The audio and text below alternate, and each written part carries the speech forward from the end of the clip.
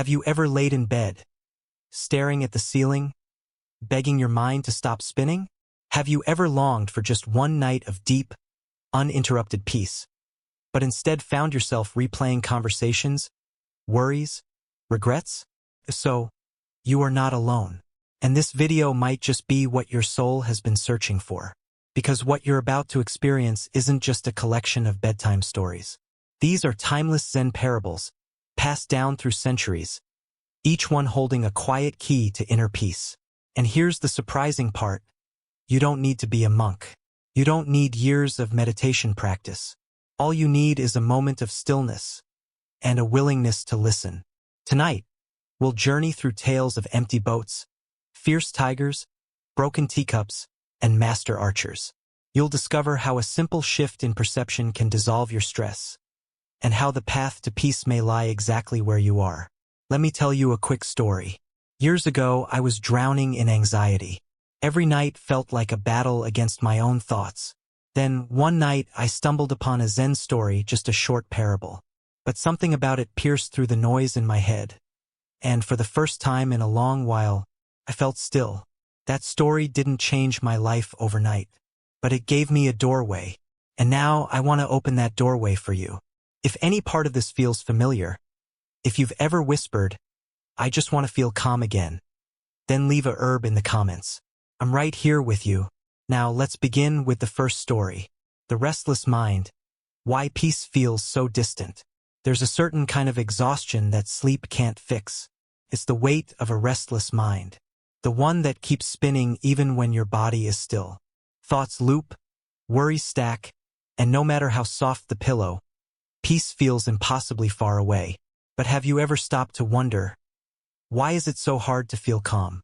Let's go deeper. Our minds weren't designed for peace, they were designed for protection.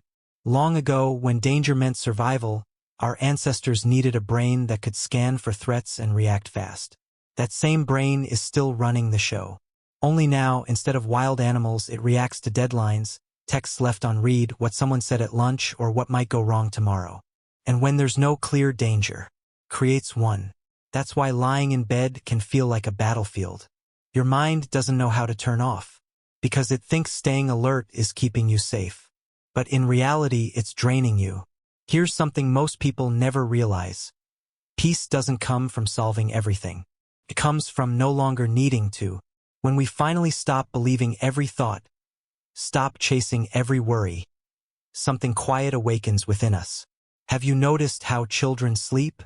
Deep, dream-filled rest. Not because life is perfect, but because they haven't learned to mistrust the present moment yet. They live in now. But adults, we live in what if. What if I don't finish that report? What if they're upset with me? What if this never gets better? Each what if is like a pebble tossed into still water, rippling through our nervous system. And without noticing, we become addicted to thinking. Not because it helps, but because it's familiar. Now pause with me. Take a breath. Feel your body right now. Where is the tension living? In your shoulders? Your jaw? Your chest?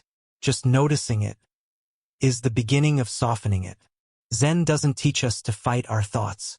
It teaches us to see them, to recognize that we are not our minds. We are the space that notices the mind. There's a Zen saying, you should sit in meditation for 20 minutes a day, unless you're too busy. Then you should sit for an hour. Funny, right? But the truth is clear. The more restless we feel, the more essential stillness becomes. You don't need to control your thoughts tonight. You don't need to silence the mind. You only need to watch gently, as a kind observer. And in that watching, something remarkable happens. The mind begins to rest itself. Peace isn't a place you arrive at. It's what's left when the noise fades. So tonight, let this be your practice. Don't resist your thoughts. Don't feed them either. Let them pass through, like clouds across a quiet sky. And if you catch yourself lost in another worry, smile. You've just woken up again. Herb, if this first moment of calm is reaching you, even a little, leave a soft, "I'm here" in the comments. Let's keep going deeper into the quiet. The empty boat. Seeing without ego. Imagine you're out on a quiet river. The water is smooth, the breeze gentle, and for once your mind feels light. Then, from the distance, you notice another boat drifting straight toward you. At first, you call out, kindly, "Watch out!" No response. The boat keeps coming. You shout louder now, irritation rising. "Move! What are you doing?" Still nothing. Until, bam, the boats collide. Anger surges in your chest. You're ready to unleash blame, but then you see it. The boat is empty. No one was steering. It was just drifting, carried by the current. And suddenly, the anger dissolves. You feel a little foolish, maybe even a little free. So what changed? The collision still happened. But without a person to blame, your story about it vanished. That's the teaching of the empty boat. In life, most of our suffering doesn't come from what happens, but from the meaning we assign to it. Someone cuts you off in traffic. You assume they're arrogant. A coworker doesn't smile. You think they dislike you. A friend replies late. You feel abandoned.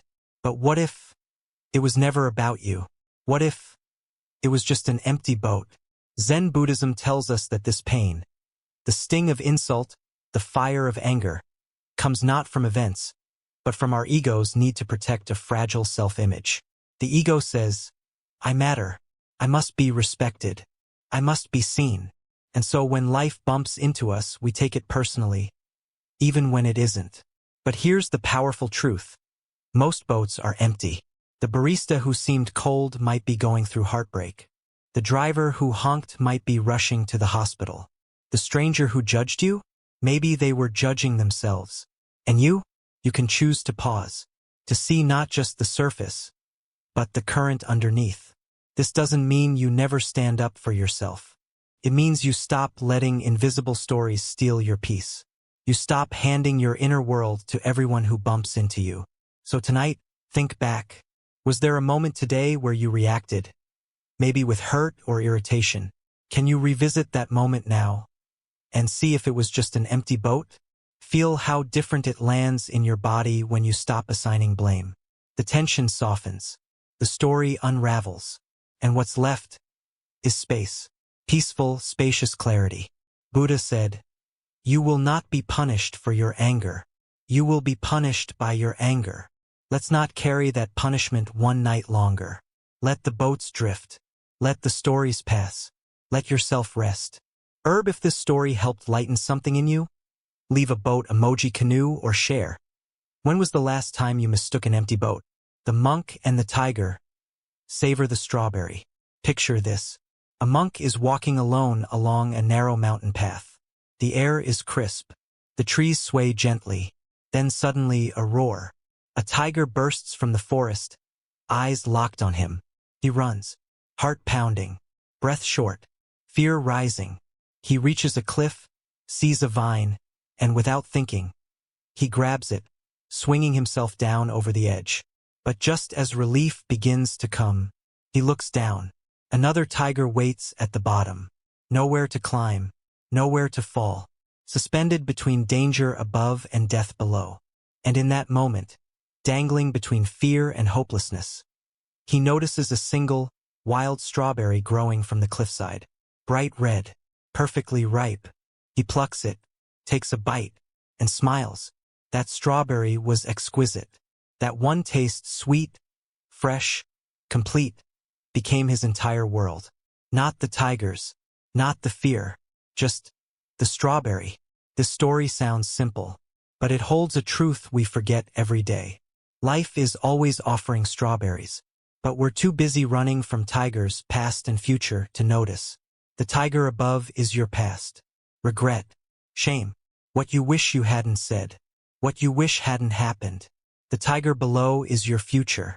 Fear, uncertainty. What if I fail? What if I lose everything? But right here, right now, in this moment, there is a strawberry. The warmth of your blanket, the rhythm of your breath, the way the air feels on your skin, the sound of this story, the taste of the tea on your tongue. Tiny joys, right here, but we miss them because our minds are dangling, always somewhere else. Zen calls us back to this. The present is all there ever is, and all there ever was. The past is memory. The future is imagination. Only now is real. You don't have to solve the tigers tonight. You don't have to escape them. You only have to taste the strawberry. Because even in the middle of chaos, even when life feels overwhelming, beauty is still here.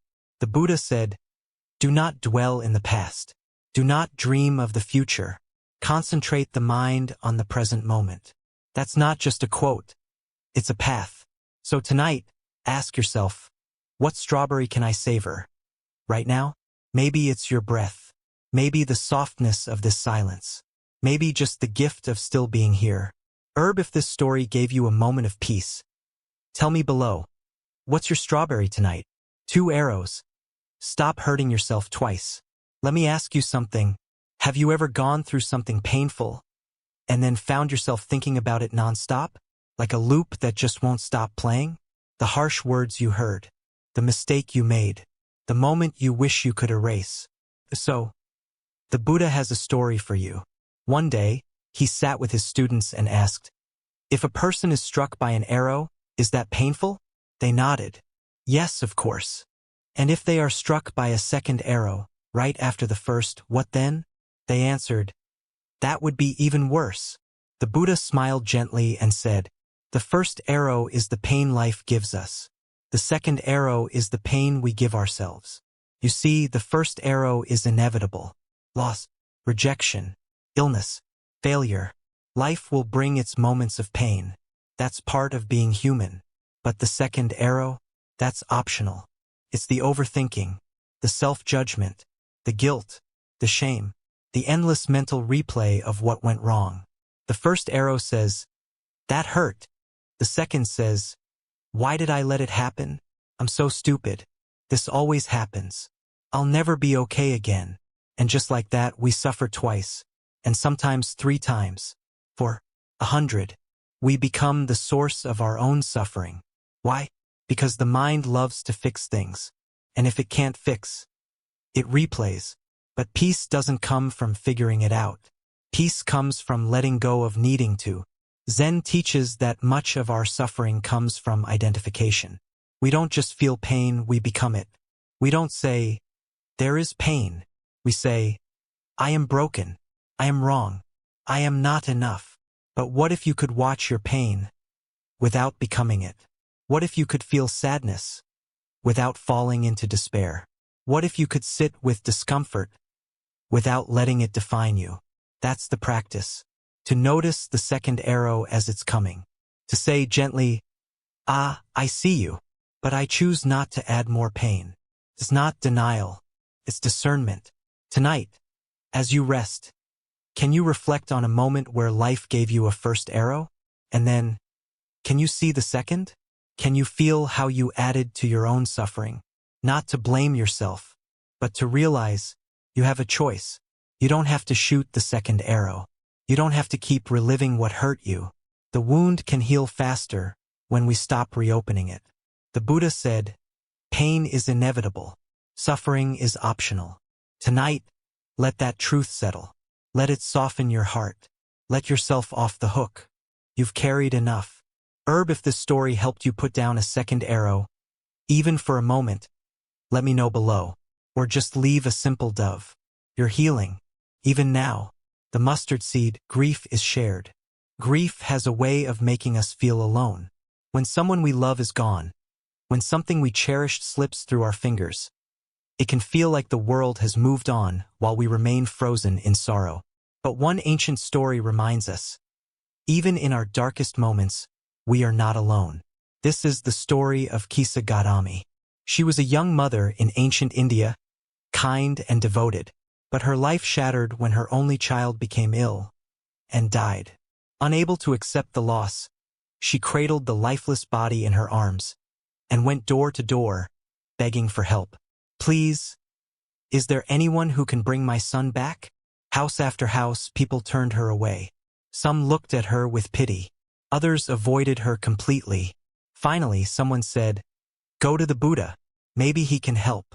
With the flicker of desperate hope, Kisa found the Buddha and placed her child at his feet. "Please, Master," she begged, "bring him back. I cannot live like this." The Buddha looked at her, not with pity, but with deep compassion. I can help, he said. But first, bring me a mustard seed from a house that has never known death. Kisa was stunned. A mustard seed? So simple. She ran to the first house. Please, have you ever lost someone? Yes. Our grandmother died last winter. She went to another. My brother, they said. Another. My husband. And so it went. House after house. Every family had known death. By sunset, Kisa stopped knocking. She sat quietly, holding her child, finally realizing what the Buddha meant. Death is not punishment, not cruelty, not something that happened only to her. It is part of life. That night, she buried her son. Not in anger, but with understanding. She had learned the truth that no teaching could have given her. That grief, though sharp and personal, is universal. Everyone loses. Everyone aches. Everyone, at some point, carries what feels unbearable. But in that shared sorrow, there is connection. You are not broken because you grieve. You are not weak because you can't stop the tears. You are human. The Buddha said, everything that has a beginning has an ending. Make your peace with that, and all will be well. Why does this truth feel so hard to accept? Because love makes us want to hold on. And the thought of impermanence feels cruel. But here's the paradox. When we stop resisting impermanence, love becomes deeper. We stop clinging and start cherishing. We stop demanding forever and start embracing now. So if you're grieving tonight, if there's an empty chair at your table, if your heart aches when you remember their voice, their laugh, their presence, know this, you are walking the same road that millions before you have walked. And though you may feel alone in your grief, you're walking with all of us. If you're holding someone in your heart tonight, feel free to type their initials in the comments, or simply leave a candle. Let us remember and release together. The farmer and the horse.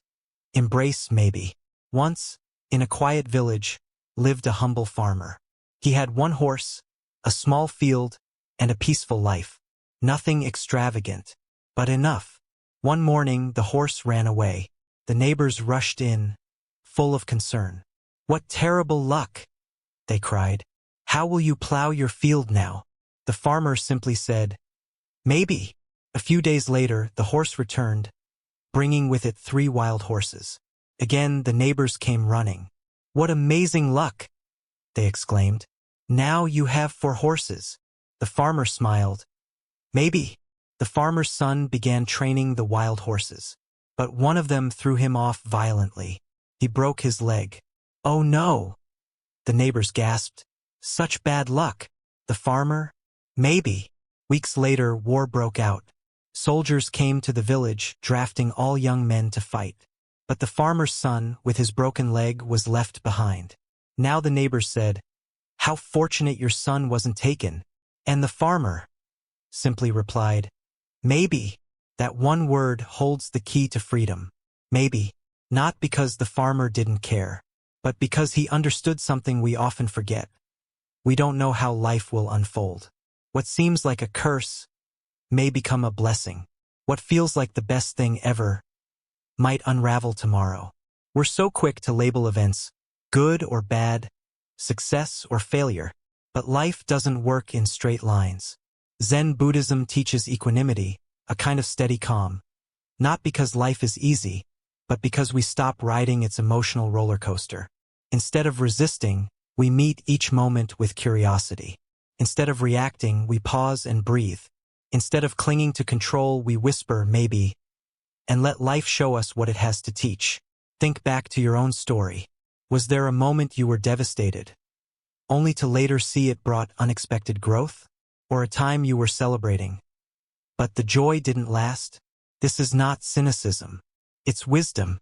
It doesn't mean don't feel. It means don't get trapped. Let joy fill you. Let sorrow move through you. But don't let either define you.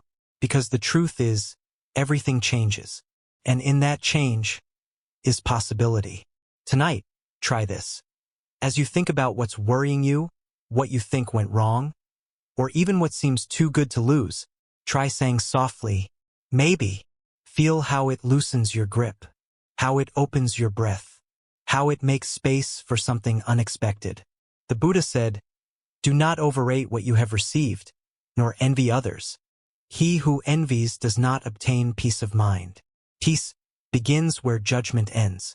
If maybe gave you a breath of space tonight, let me know below. Or just type, "I'm learning to pause," and let's see where life takes us together. The angry man returned the gift. One day, as the Buddha sat teaching beneath the shade of a tree, a man approached, his face twisted with anger. He didn't bow. He didn't greet. He just shouted. "You're a fraud," he said. "Who do you think you are, deceiving people with your words?" The crowd was silent, tense, but the Buddha didn't flinch. He didn't defend. He didn't argue. He simply sat, calm as still water.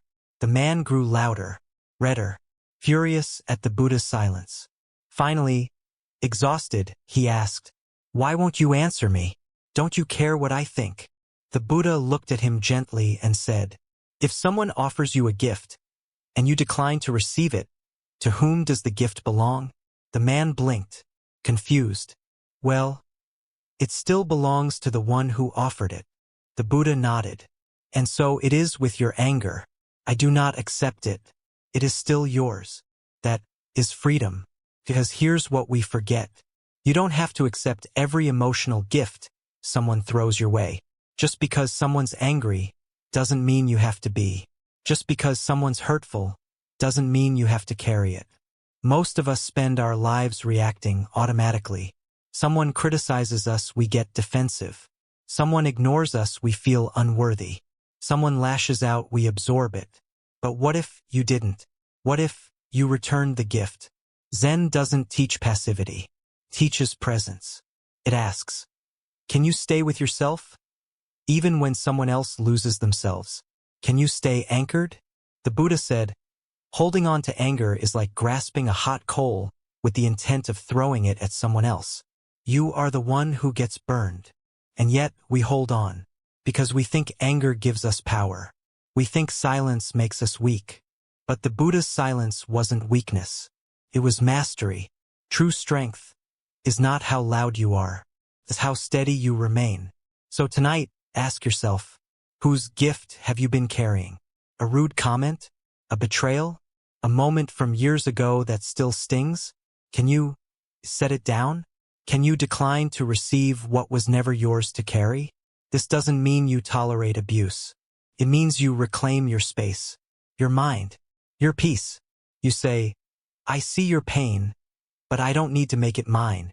If there's a gift you're ready to return tonight, type below, I let it go, or leave a simple dashing away as a sign of release. You deserve the quiet inside you, the broken teacup, beauty in impermanence. In a quiet Zen monastery, a master once sat with his students, holding a simple clay teacup.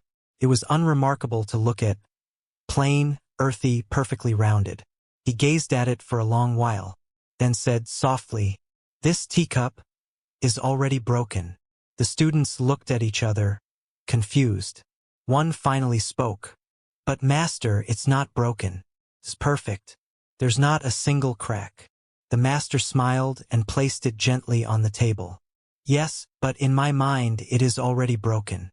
One day it will fall, or be dropped, or simply wear down. Knowing that, I can love it fully now without fear." This is one of the deepest teachings of Zen. Everything you love is already broken, not in a morbid way, not to create sadness, but to create presence. When we accept impermanence, not just intellectually, but in our bones, we stop clinging. We stop fearing loss, and we start appreciating with a quiet depth that makes life richer. But most of us live the opposite way. We love as if people will never change. We hold objects as if they'll last forever. We chase youth as if it can be bottled. And when things inevitably break, relationships, dreams, bodies, we suffer, not because they broke, but because we refuse to believe they ever could. Zen says, see the crack before it forms. So when it comes, you do not shatter. Tonight, look around your life. What are your teacups? A friendship? Your health? The person lying beside you? Your own reflection in the mirror? What would it feel like to hold all these things as already broken, not to give up, but to love more fiercely because they're fleeting? To sip from this moment knowing it might be the last sip? To speak a kind word as if it might be the last they hear? When you live this way, something shifts. Gratitude replaces greed. Softness replaces striving. Love becomes lighter, purer, more free. The Buddha said, all conditioned things are impermanent. When one sees this with insight, one becomes disenchanted with suffering. Not disenchanted with life, but with the illusion of permanence. And in that awakening, we are set free. So tonight, as you rest, look at your life like the teacup, whole and already broken, and let that bring peace, not panic. Let it draw you deeper into this breath, this hour, this fragile, beautiful now. If there's something you want to cherish more deeply tonight, leave a teacup emoji teacup without handle below, or simply whisper to yourself, this too will pass. And that's what makes it precious. The dirty road, enlightenment in the mud. The rain had turned the path to mud. Brown, sticky, messy. A group of Zen disciples, robes splattered, shoes heavy, followed their master along this slippery country road. They were tired, frustrated, and slightly embarrassed to be so undignified. Then on a hill nearby they saw it. Temple, beautiful, golden, immaculate. They climbed up eagerly, leaving muddy footprints behind. Inside, priests chanted in pristine robes. Incense curled through the air. Statues gleamed in candlelight. The disciples looked around, awestruck. Master, one whispered, is this where we find the path to enlightenment? The Zen master said nothing. He walked back outside, down the hill, to the mud. He knelt, dipped his hand into the earth, and drew a circle with his finger. Then looked up. The truth can be found here too. That moment changed everything, because here's what most of us believe deep down, that peace lives somewhere else. In temples, on retreats, in books, in silence, in perfection. But Zen says otherwise. If you can't find the sacred in the mud, you won't find it anywhere. Because enlightenment doesn't arrive when life gets clean. It arrives when your vision clears. We spend so much energy trying to escape the mess of being human, trying to rise above our emotions, trying to fix ourselves before we're worthy of peace. But Zen whispers, the mess is the door. Your anxiety, your sorrow, your boredom, that's the mud. And inside it is the truth. You don't need to wait until your house is clean. Your inbox is empty. Your mind is still. Your heart is healed. You don't need to be perfect to sit with presence. You only need to stop climbing the hill and kneel where you are. The Buddha said, if you cannot find the truth where you are, where else do you expect to find it? So tonight, what is your mud? A body that aches? A relationship that's complicated? A mind that won't stop spinning? Can you sit down inside it? Draw your circle? And say, here, even here, I begin. Because truth doesn't avoid the muddy road. It walks it, barefoot, with you.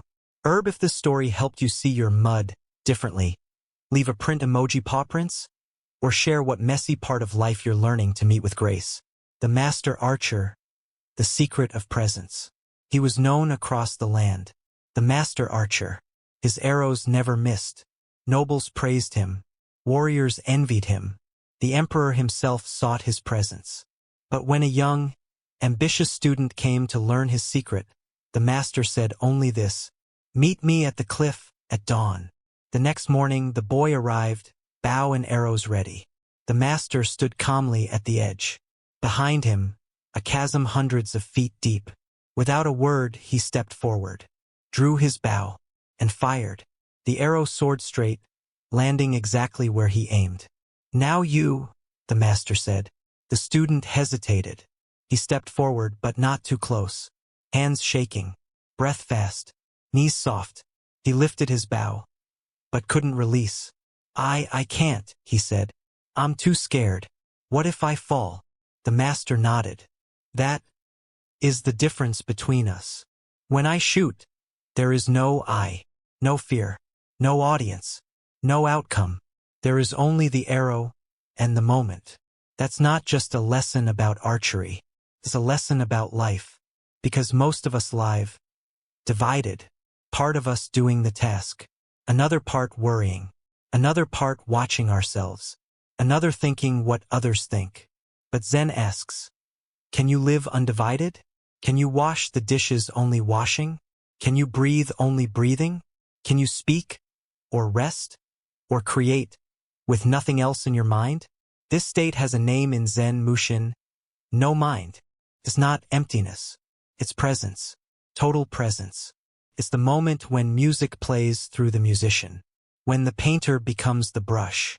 When the parent forgets themselves and becomes pure love in action. And yes, when the archer becomes the arrow. So how do we touch this presence? First, we return to the body. We feel the feet on the ground, the air in the lungs, the bow in the hand.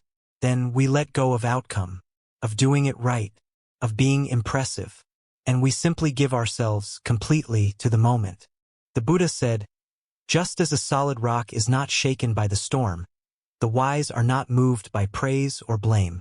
That's not about indifference. It's about immersion. So tonight, as you lie down, can you rest fully? Not sleep while worrying, not sleep while scrolling. Just sleep. Feel your body. Feel the breath. No goals. No judgment. No divided self. Only this moment. Only the arrow. Only the stillness inside you. If this story brought you home to yourself. If even for a breath. Let me know with a bow emoji, bow and arrow. Or simply write, I am here. You are. And that is enough.